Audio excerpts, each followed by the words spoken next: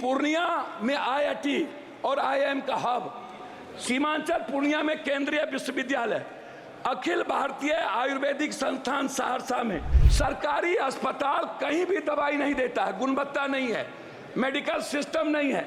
आप इस पर नहीं कुछ बोले। सभापति महोदय, बहुत बहुत धन्यवाद।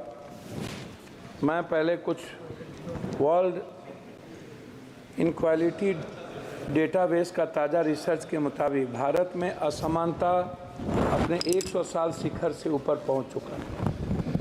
भारत रिजर्व बैंक के गवर्नर रघुराजन कहते हैं कि भौतिक पूंजी पर जोर देने के साथ साथ मानवीय पूंजी के निर्माण पर ध्यान देने की ज़रूरत थी, जिसको नहीं दिया गया।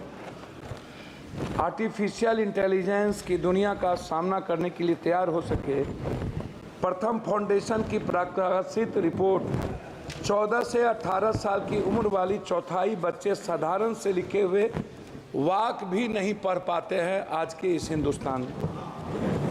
कोविड-19 की जगह के बाद स्वास्थ्य और एजुकेशन पर सबसे ज़्यादा यदि किसी को झटका लगा तो वो बच्चों को लगा है।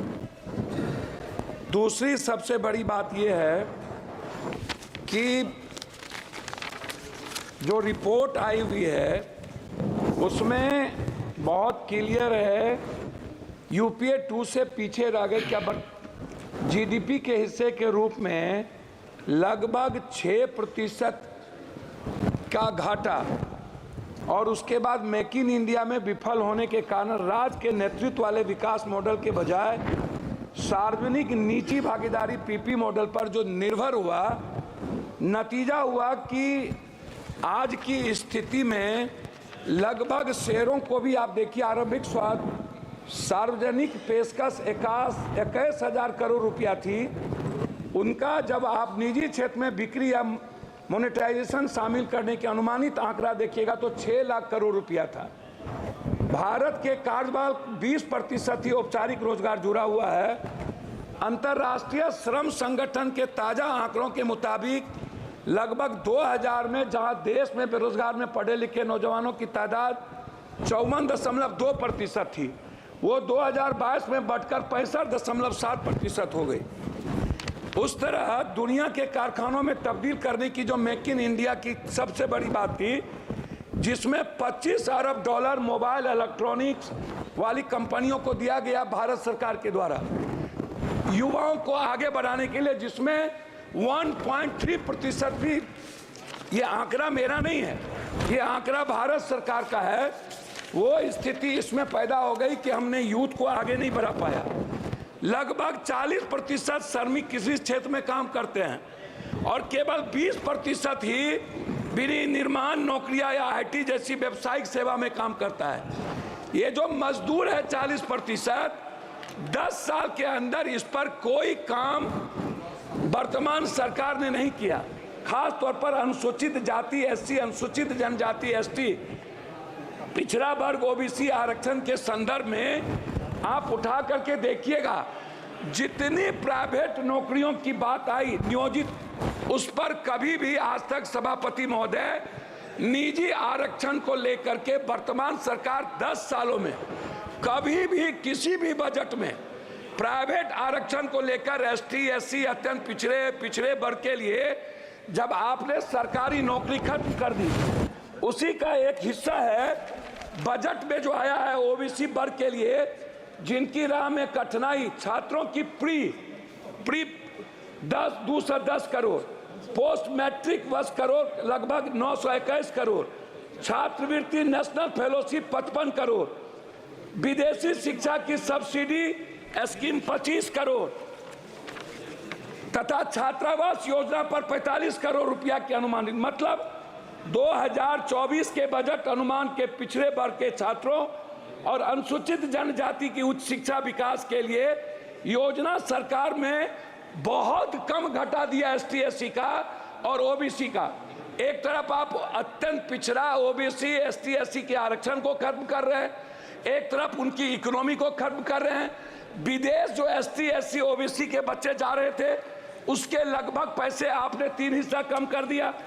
तो मेरा उसमें कहना बिल्कुल साफ है कि अध्यक्ष महोदय सबसे जो इम्पोर्टेंट था वो है, आप इसको समझने का प्रयास करिए, वो सबसे ज्यादा है एजुकेशन, हेल्थ, नरेगा, विडो।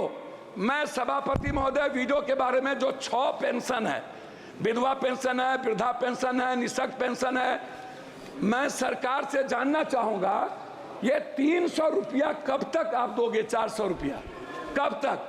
क्या इस पेंशनधारी को 1000 से 2000 रुपया वृद्धा पेंशन को क्या नहीं बढ़ाना चाहिए? दूसरी चीज, नरेगा जिस पर मजदूर निर्भर है, मनरेगा की स्थिति को आपने कितना कम बजट दिया है, आप इसको देख लीजिए। दूसरा चीज जो हेल्थ सेक्टर है, ग्रामीण स्तर पर जैसे कैंसर है, ब्रेन ट्यूमर है, हार्ट है, जो संक्रमण बीमारी है, जो ओबीसी, अत्यंत पिछड़ा, दलित वर्ग आर्थिक रूप से वो नहीं कर पा सकता है, तो क्या आपने ऐसी कोई योजना बजट में कि जो ऐसा, आयुष्मान तो कहीं है फेल्योर है, तो क्या आप कोई ऐसी योजना जिसमें कैंसर, हार्ट, ब्रेन ट्यूमर, इसका इलाज फ्री और दवाई जो लगातार वृद्धि हो रही है, और ग्रामीण स्तर पर किसी भी अस्पताल का जहां डॉक्टर नहीं है, 76 अध्यक्ष महोदय 12 मिनट में 76% लगभग डॉक्टर नहीं है, लगभग टेक्नीशियन और लैब नहीं है, सरकारी अस्पताल कहीं भी दवाई नहीं देता है, गुणवत्ता नहीं है, मेडिकल सिस्टम नहीं है, आप इस पर नहीं कुछ बोले। मेरा सिर्फ आपसे अंत में कहना यह है कि आपने जाति जनगणना, मेरा कहना है कि अध्यक्ष महोदय कि जाति जनगणना के लेकर के आपकी क्या राय है, इस पर आप कभी चर्चा नहीं करते हैं। दूसरी चीज, आरक्षण को लेकर के ओबीसी, अत्यंत पिछड़ा, जो जेएनयू है, जो बड़े बड़े कॉलेजेस हैं, समाप्त कीजिए, समाप्त कीजिए। मैं बात कर रहा हूं अध्यक्ष महोदय, मैं अपनी बात सिर्फ करना चाहूंगा। अब मैं बात करूंगा कोसी, सीमांचल, पूर्णिया की।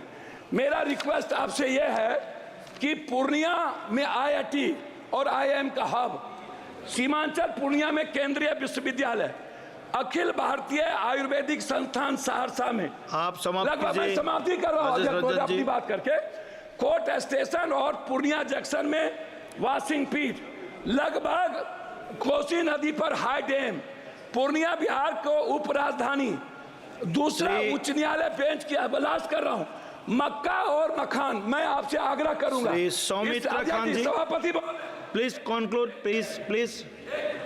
मैं बजट के लिए, मैं सभापति महोदय, बजट में फूड प्रोसेसिंग और डेयरी मिल्क, मक्का मखान के लिए मैं इस बजट में चाहूंगा कि बिहार को विशेष पैकेज के रूप में जितने बंद पड़े फैक्ट्री हैं, क्योंकि मजदूर बाहर जाते हैं 2.25 करोड़, इनके लिए कोई इंश्योरेंस नहीं है, किसी मजदूर का।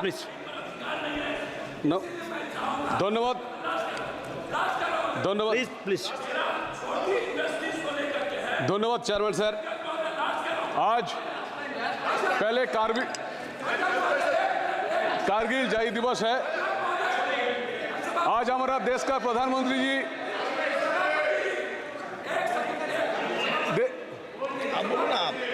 आप पहले धन्यवाद देना चाहता हूं, जहां देश का प्रधानमंत्री जी हमारा 1 सेकंड आप मेरा आग्रह 15 है, सेकंड में बोले, 15 सेकंड। मेरा आग्रह है अध्यक्ष जी,